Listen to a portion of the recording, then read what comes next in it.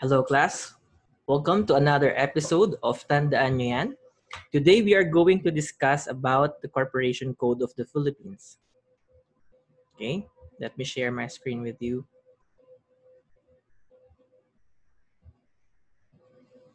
Okay, the Corporation Code of the Philippines. For this episode, we are going to discuss about the definition of a corporation. Now, what is a corporation? And then secondly, we are going to discuss or compare the corporation and partnership. Now, last time, we have started with the discussion about the law on partnership.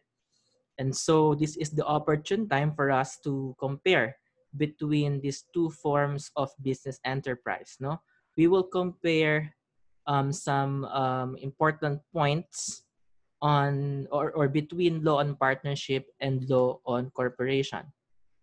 And then lastly, we are going to go over the different classes of a corporation. Now, let us go first with the governing law on corporations. Now, the governing law the governing law in corporations is Batas Pambansa Bilang 68 or BP 68. No, this is also known as the Corporation Code of the Philippines.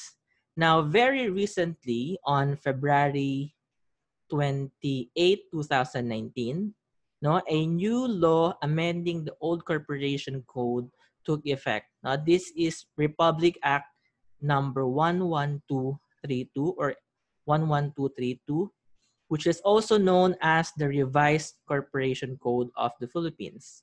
Now, there are several matters which the RA 11232 has changed from the old law, but for purposes of this discussion, we will touch on some of the amending provisions, but we will have another episode for the Revised Corporation Code of the Philippines.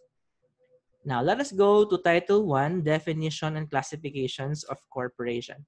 So what is corporation? Section 2 of the old Corporation Code defines corporation as an artificial being created by operation of law, having the right of succession and the powers, attributes, and properties expressly authorized by law or incident to its existence. Let me repeat this one. And class, you have to memorize section 2 because section 2 gives you the definition of what is a corporation. No? Again, a corporation is an artificial being created by operation of law, having the right of succession and the powers, attributes, and properties expressly authorized by law or incident to its existence. Now, taking from the definition provided for by Section 2, there are 4 attributes of a corporation. No, there are 4 attributes of a corporation which is based from the definition as provided for under Section 2. What are those? Number 1, a corporation is an artificial being. Now, when you say that a corporation is an artificial being, no, a corporation is just like a human person. No, just like you and me. No, the law creates the corporation as an artificial being. Now, when we say that the corporation is an artificial being, what do we mean by this? Now, unlike natural persons who can breathe, no, who can see, who can smell, who can touch, no, a corporation has been given by law its own personality, although it cannot exist as a natural person. So meron din siyang sariling personality, no, which is separate and distinct from the persons composing it. But then again, class, unlike a natural person just like us, a corporation, no, has the powers, attributes, and properties which are allowed by law only. Now, it is an artificial being in the sense that a corporation exists only in the eyes of the law. No, it is a mere creation of the law. It exists in the legal fiction only. Now, it is said that the second attribute of a corporation is that it is created by operation of law. No, unlike a partnership, which we will discuss later on, no, a partnership is created by the agreement of the partners, being consensual in nature. A corporation, on the other hand, is not created by agreement of the stockholders, but it is created by reason of the law. When you say law, it used to be Batas Pambansa Bilang 68, now RA 11232, no, the Revised Corporation Code of the Philippines. So only a law create a corporation. Now, because it is created by operation of law.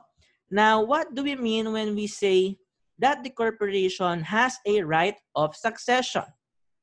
When we say that the corporation has a right of succession, that means that the corporation has a continuity. No, it has a continuity. The death of a stockholder does not dissolve the corporation because it has the attribute of the right of succession. Now, lastly, the corporation has the powers, no, attributes, and properties expressly authorized by law or incident to its existence. Now, because a corporation is an artificial being, only the powers, attributes, and properties granted to it by law can be exercised. No, because for example, unlike a natural person can enter into a contract of marriage, for example. No? We can enter into a contract of marriage. But you will take note that under Section 36 of the Corporation Code, no, which lists the enumeration of the express powers of the corporation, no, a corporation has not been authorized to enter into a contract of marriage. No, for the simple reason that under Section 1 of the Family Code, no, a marriage as a special contract is only between a man and a woman. And a corporation has no gender because it is a mere artificial being created by operation of law. Although class, ang korporasyon para din yung tao, binibigyan ng sariling personality, binibigyan ng sariling pangalan, no? Binibigyan ng sariling pagkakakilanlan. Which is why, class, only those powers which are expressly enumerated or provided by law can be exercised by the corporation as an offshoot of it being an artificial being. Now, if a certain power has not been expressly granted to a corporation or that power does not exist incidentally, then it cannot be exercised by the corporation. If you want to know if a particular act can be done by a corporation, you have to refer to the express power of the corporation, which must be contained in the law. Okay, that is what you mean that the corporation has powers, attributes, and properties expressly authorized by law or incident to its existence. Now, class, I want to discuss with you the definition or the distinction between a primary franchise or a secondary franchise. No, I have included this particular topic because it is very timely with respect to the issue of the ABS-CBN. Many are confused because ABS-CBN was, or the franchise of ABS-CBN was not renewed by Congress, which is why the NTC or the National Telecommunications Commission has issued a cease and desist order against the corporation.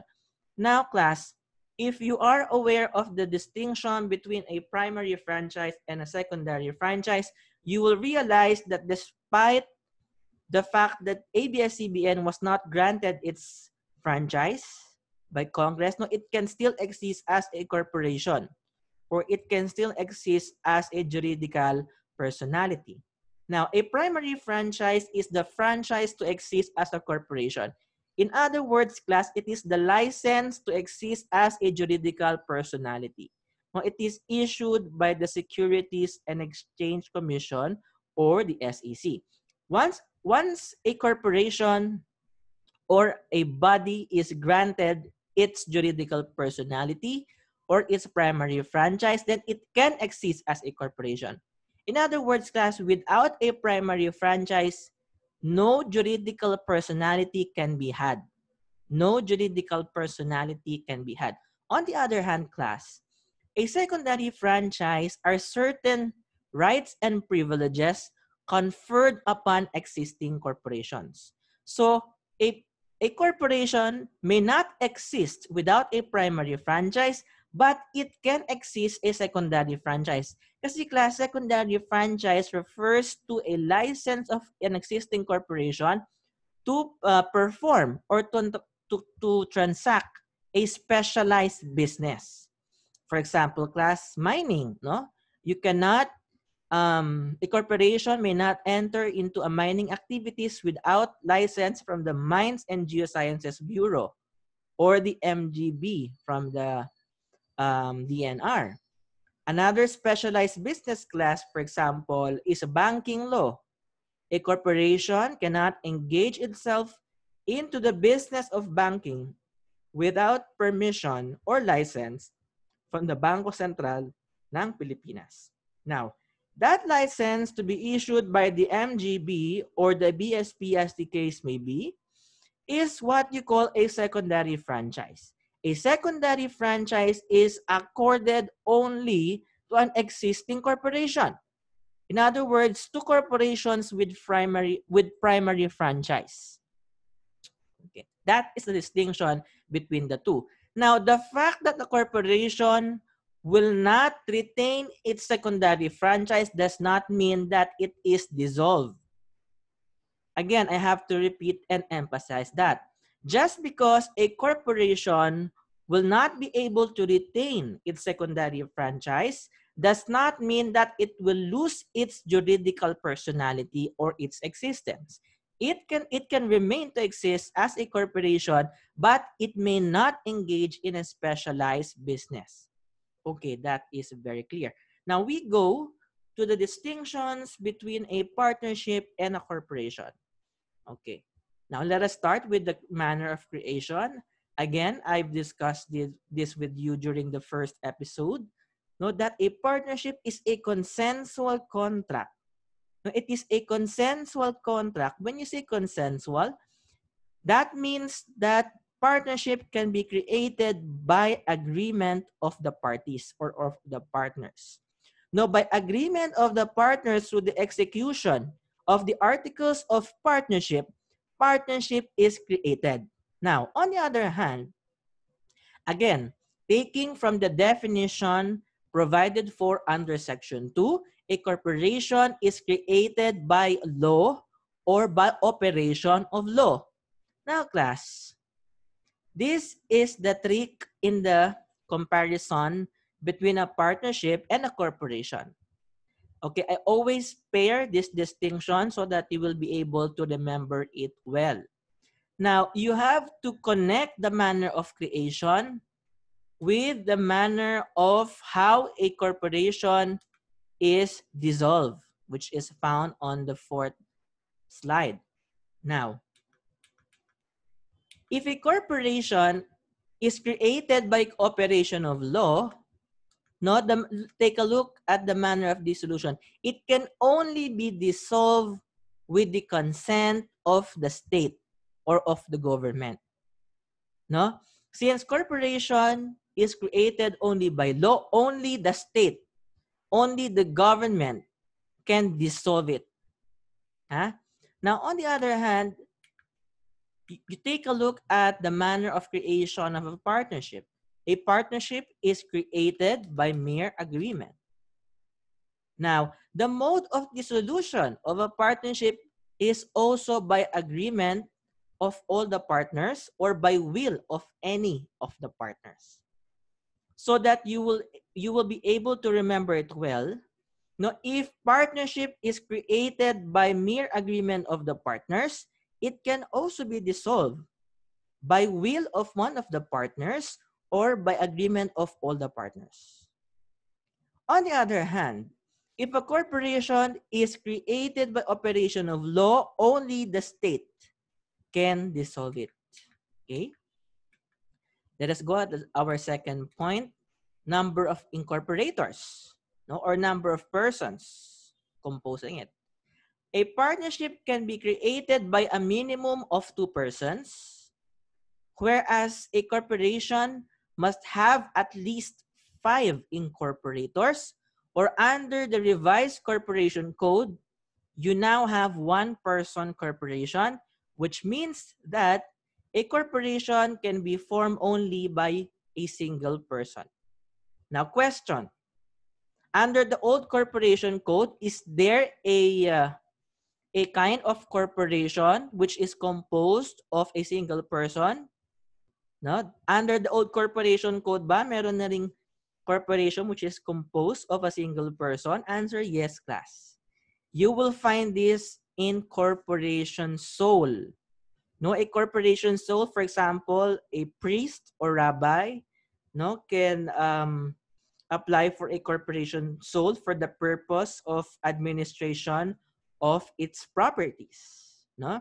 So class, do not commit the mistake of thinking that under the old corporation code, no, there can be no 1-person corporation. In fact, there can be 1-person corporation, but only in the form of corporation soul. No, yung mga pare, pwede silang mag-register as a corporation code. Mga pastor, rabbi, or imam, no? Pwede silang mag-register as corporation soul for the purpose again of administration of the properties of their religious sect. Okay. Now, class, let us compare partnership and corporation from the point of view of commencement of juridical personality. Now, class, a partnership acquires juridical personality from the moment of the execution of the contract of partnership, or what we call articles of partnership. Whereas, a corporation acquires juridical personality only from the date of issuance of the certificate of incorporation from the SEC. Class, tandaan niyo yan. Okay?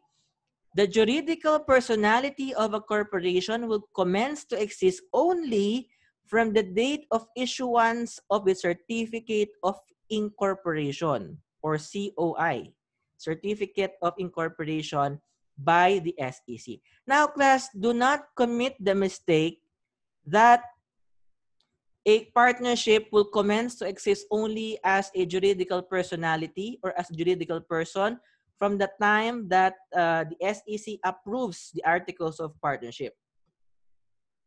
Although, class, ang mga partnership nag-a-apply din yan sa SEC, but insofar as juridical personality, insofar as its juridical personality is concerned, it have existed from the time of the execution or the signing of the articles of partnership. Now, on the other hand, class, sa corporation, pinipirmahan din ng mga stockholders yung tinatawag nating articles of incorporation. And then the articles of incorporation is submitted to SEC together by other reportorial requirements or other requirements. Now, after submission to the SEC of these requirements, the SEC will determine if the applicant have complied with the requirements of the SEC. Now, if there is sufficiency in the requirements, the SEC will issue what you call certificate of incorporation. Ibig sabihin, class, rehistrado na sa SEC ang isang korporasyon. If the SEC will issue its certificate of incorporation, that means that the corporation can now exist as a juridical personality. Now, class, let us go to the powers of partnership. No? A partnership may exercise any power authorized by the partners, provided it is not contrary to law, morals, good customs, public order, or public policy. Now, you remember, class, the provision under the law on obligation and contracts. Ang sabi doon, class, The principle of freedom to stipulate, if I'm not mistaken, is under Article 1306 of the Civil Code. Under Article 1306 of the Civil Code class, nakalagay dyan, the parties may stipulate in such terms, clauses as they may deem convenient, as long as such term is not contrary to law, morals, good customs, public policy, or public order. No? So the partnership can exercise practically any powers that the partners may deem fit, as long as, again, it is not contrary to law. On the other hand, class, the corporation is limited by the enumeration of the powers granted by the Corporation Code or the Revised Corporation Code. Actually, class, the enumeration of powers granted to a corporation code is themselves the limitation granted to the corporation. Kung ano lang ang nakalista sa batas, class, yun lang ang pwedeng i-exercise ng corporation. Baliktad naman yan sa partnership. Sa partnership, if you will go over the provisions of the Civil Code, you will not see the enumeration of powers that a partnership can exercise. Why? Because again, the partners are allowed by law to perform any action as long as there is no law prohibiting the act. On the other hand, in a partnership, not only those enumerated under Article 36 of the Corporation Code can be exercised by the corporation. Okay. Now, how do you manage a partnership? A partnership is managed, of course, by the managing partner, or if there is no appointment of the managing partner, either in the Articles of Incorporation or by vote or appointment of all the partners, then every partner is an agent or a manager of the partnership. On the other hand, class, a corporation is governed by its board of directors or its board of trustees. Now, ano ang distinction between the board of directors or board of trustees? Pareho lang yan, class, except that if a corporation is a stock corporation, that it is governed by the board of directors, while a board of trustees is a term more appropriate to a non-stock corporation. Later, we will discuss about stock and non-stock corporation. Now, class, in a corporation, di ba pag bumili ka ng shares of stocks, magiging stockholder ka na. Now, the stockholders will hold an annual meeting for the election of the board of directors. Yung mga stockholders class, yung may-ari ng stocks ng corporation, sila ang boboto ng opisyales ng korporasyon. Ang tawag sa opisyales na yun, board of directors. No, iboboto nila yan. Now, the board of directors will manage the day-to-day affair of the corporation. They will elect the president, the secretary, treasurer, no, etc., etc. Okay. Okay. Effect of mismanagement. A partner as such can sue a co-partner who mismanages the partnership, while in a corporation, suit against a member of the board of directors or trustees who mismanages the corporation must be in the name of corporation. So medyo technical niyan, class. Kung isang partner ka, pwede mong i-demand yung co-partner mo. Pero sa corporation, class, no, if you want to sue a particular member of the board of directors or the board of trustees, then the complaint must be filed in the name of the corporation. No, what we call as a derivative suit. Meaning to say that the rights of the corporation was violated, which is why a stockholder can file a complaint in the name of the corporation. Kasi class, a corporation, being an artificial being, can sue under its name. Okay. So a partnership has no right of succession. In which case, if a partner dies, then the partnership is essentially, or by operation of law, it is dissolved. Or by express provision of law, it is dissolved. No, because a partnership has no right of succession. Unless, of course, the articles of partnership will provide for a contrary stipulation. Now, since a corporation has a right of succession, the death of a stockholder will not dissolve the corporation. No? Okay. Extent of liability to third persons. The partners are personally liable and subsidiarily liable except limited partners who are actually just investors. No? On the other hand, stockholders are liable only up to the extent of their investment, no? Which is akin to a limited partner in a partnership. So class, kung ito lang ininvest ng stockholder, no, yan lang ang pwedeng habulin ng creditors ng corporation. No, the creditors of the corporation may not go after the personal assets of the stockholders. Because again, there is limited liability with respect to the stockholders. The stockholders can only be held liable up to the extent or the amount of their investment in the corporation. Okay, class. No? Let us talk about the transferability of interest. A partner cannot transfer his interest in the partnership without the consent of all other existing partners. This is the principle of delectus personae. No, the principle of delectus personae. That in a partnership class, no, before a person is admitted in a partnership, no, the application for the admission of partnership must be approved by all the partners. Kasi class, sa partnership, no, ina-accept ka lang dyan because of your personal qualifications, because of your personal traits. No? Kaya kanila ina-accept sa partnership because admission of a partner to a partnership, no, is on the basis of trust and confidence. You cannot join a partnership if the partners does not or do not trust you. You can only be admitted on the basis of trust and confidence of all the partners. On the other hand, class, when you purchase shares of stocks in a corporation, no, walang nag-e-exist na trust and confidence between and among the stockholders. So in other words, class, the stockholder can just transfer or can just sell his shares without the prior consent of other stockholders. No, hindi kinakailangan na pumayag yung iba.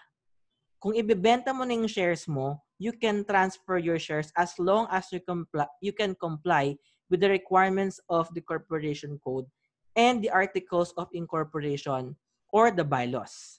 Okay. Now, a partnership can exist for any period of time. No, it can be a partnership for a specific period of time or partnership by will, which can be terminated at any time. Now, class, under the revised corporation code, a corporation exists practically in perpetuity or in perpetual existence. No, under the old corporation code, no, a corporation can exist for 50 years. No, because of RA 11232 or the revised corporation code, no, the corporation can now exist in perpetuity or perpetual existence. Ibig sabihin forever, it can exist forever.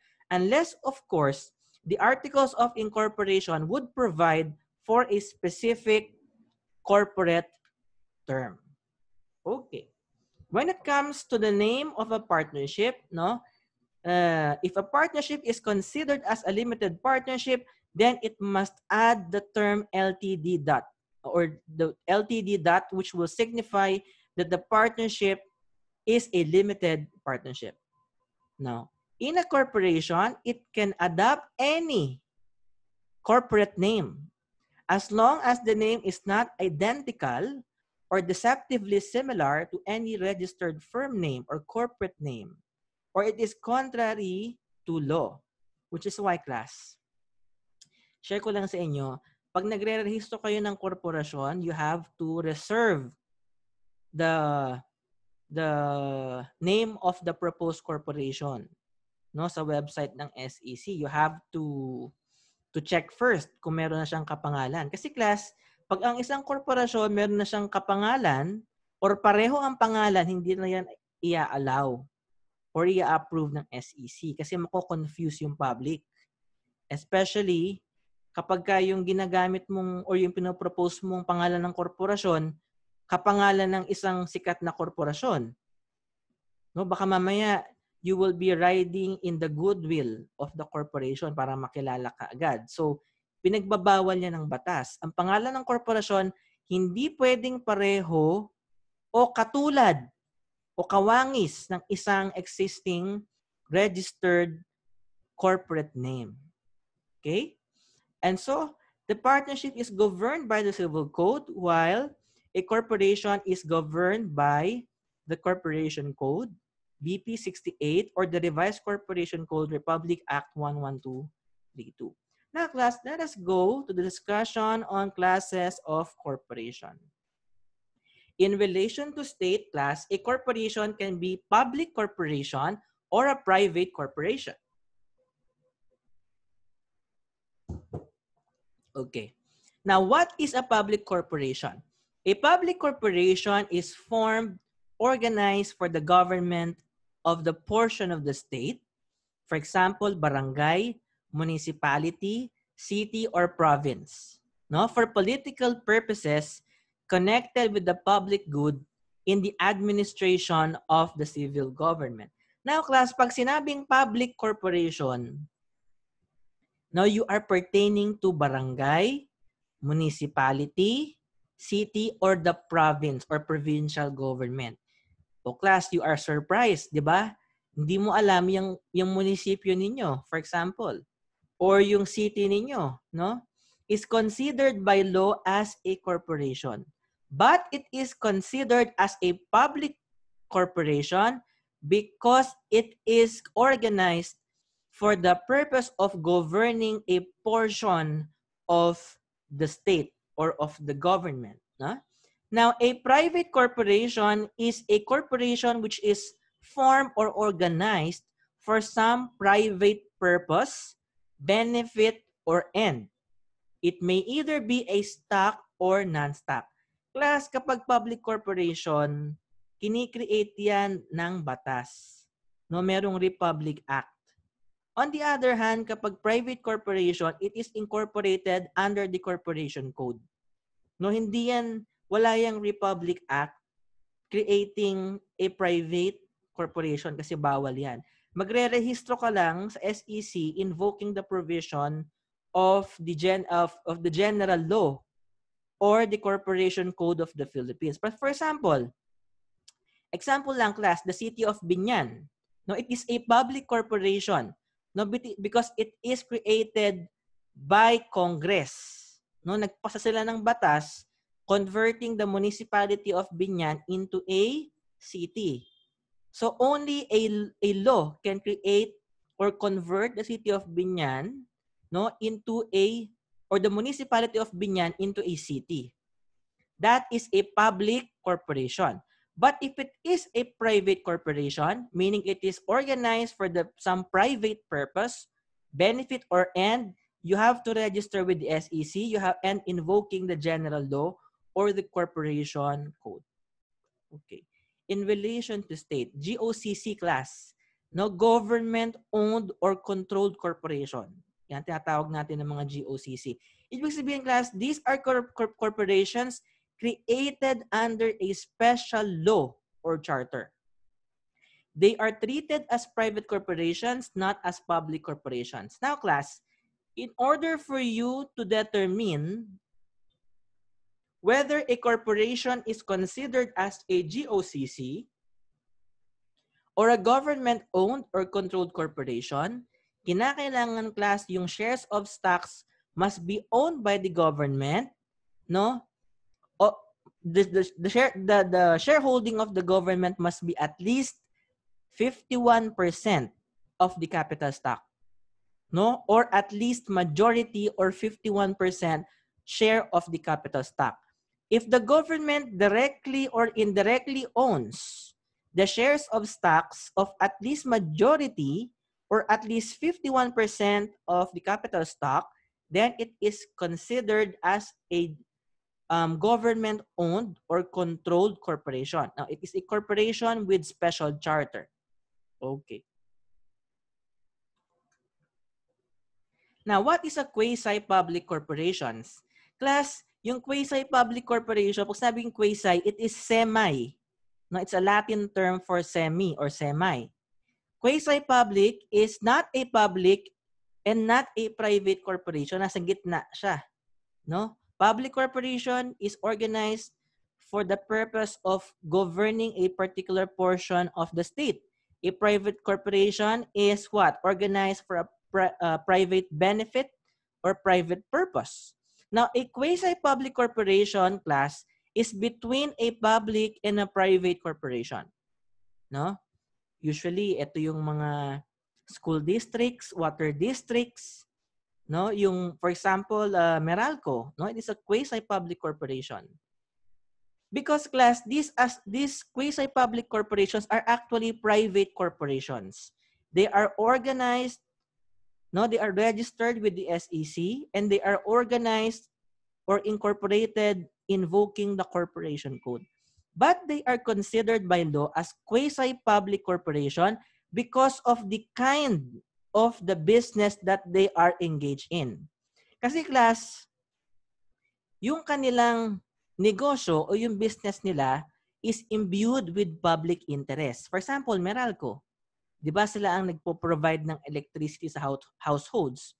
No, they are in charge of the distribution of electricity. Di ba? Now, since this business is imbued with public interest, the law treats them as semi-public corporation. Ibig sabihin yung business nila is for the common good or the good of the public. Okay. Now, as to place of incorporation, we have domestic and foreign. Madali lang yan, class. If a corporation is formed, organized, or existing under the laws of the Philippines, domestic corporation yan. On the other hand, a foreign corporation is one formed, organized, or existing under the law other than those of the Philippines. De jure, de facto. Class, memorize the definition of a de facto corporation. A de facto corporation is a corporation organized in accordance with the requirements of the law. That's a de jure corporation. A de jure corporation is a corporation organized in accordance with the requirements of the law. On the other hand, a de facto corporation is a corporation existing with a flaw, in its incorporation, but it falls short of the requirements of the law. Okay. Corporation by estoppel, all persons who assume to act as a corporation, knowing it to be without authority to do so, shall be liable as general partners for all debts, liabilities, and damages incurred or arising as a result thereof. Now, we have to compare between de jure and de facto corporation. When you say de jure, all requirements, imposed by the law to form a corporation has been complied with. Ibig sabihin, lahat ng requirements naka-comply siya, no? Compliant siya sa lahat ng requirements. If it is a de facto corporation, it exists actually for all practical purpose. It exists as a corporation. However, it has no legal right to corporate existence because of some defect or flaws in its requirement. Now, in a de jure corporation, it cannot be successfully attacked, even in a direct proceeding by the state. On the other hand, a de facto corporation can be collaterally attacked, or the existence of a de facto corporation can be collaterally attacked in any private suit. Okay. Corporation by prescription. Class, ang Roman Catholic Church, is considered as a corporation by prescription. Pag sinabing prescription, ang ibig sabihin niyan, because of the lapse of so many years, nag-exist na siya as an entity for so many years, since time immemorial. no, the law have accorded it its own juridical personality. The Roman Catholic Church is a corporation by prescription with acknowledged juridical personality, inasmuch as this institution have antedated by almost 1,000 years in Europe. No, ang tagal na exist yan since ancient times. Okay. Classes of corporation as to existence of stock, stock corporation, and non-stock corporation. So, anong distinction yan? Ang stock corporation, merong capital stock divided into shares at authorized siya mag-distribute ng shares, dividends, and allotments of the surplus profits. Pag may kinita ang korporasyon, magdi-distribute yan ng profits. Pwedeng cash dividend or stock dividend, no? O sa Tagalog, dividendo, no? Okay. It is organized for profit, and the governing body is usually the board of directors. On the other hand, class, non-stock corporation, no? Prohibited yung distribution ng income kapag non-stock. Okay? Kasi nga wala siyang shares of stocks or capital stock. Okay? Hindi siya organized for profit, and the governing body is usually the board of trustees. Okay. You now have here as to relationship of management and control, holding company, affiliate company, parent and subsidiary companies.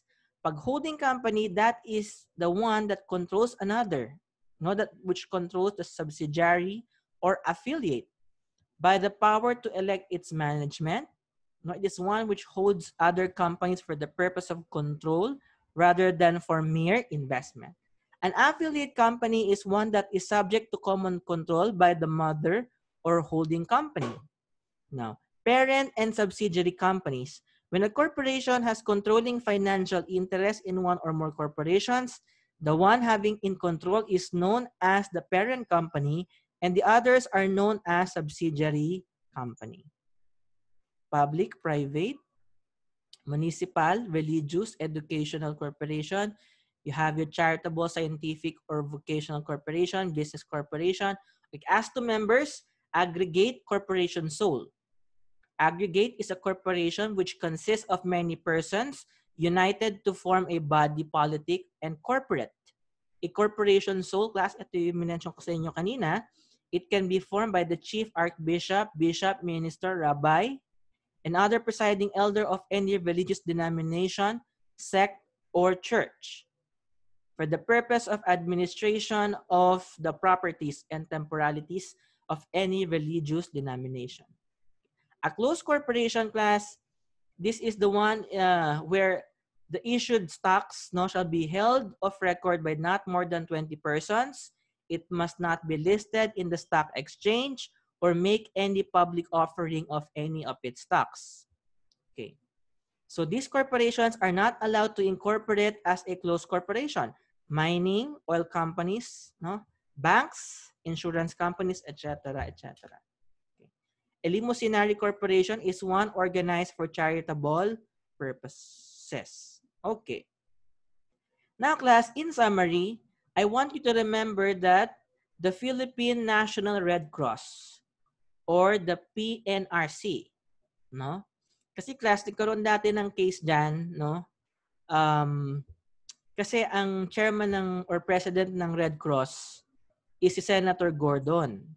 Now, nung na-appoint siya as the chairman or the president, the ex-officio officer of Red Cross, kino-question yung pagiging member niya ng Senado, no? Na dapat vacate niya na yung seat niya as a senator because hindi siya pwedeng mag-occupy ng dalawang positions in the government. Yan ang contention dyan sa case na yan.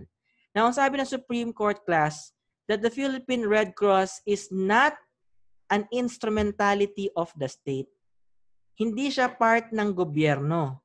Therefore, allowed si Gordon na mag-occupy ng position as the chairman or the president of Red Cross and at the same time a senator of the Philippines. Why? because Red Cross is not part of the government. Pero sabi ng Korte Suprema, hindi rin siya private corporation. Kasi class, Red Cross is created by virtue of Republic Act 95 ng batas. Kineate siya ng batas. Kaya akala ng mga tao ang Red Cross is part of the government kasi batas ang nag-create sa kanya, hindi corporation code.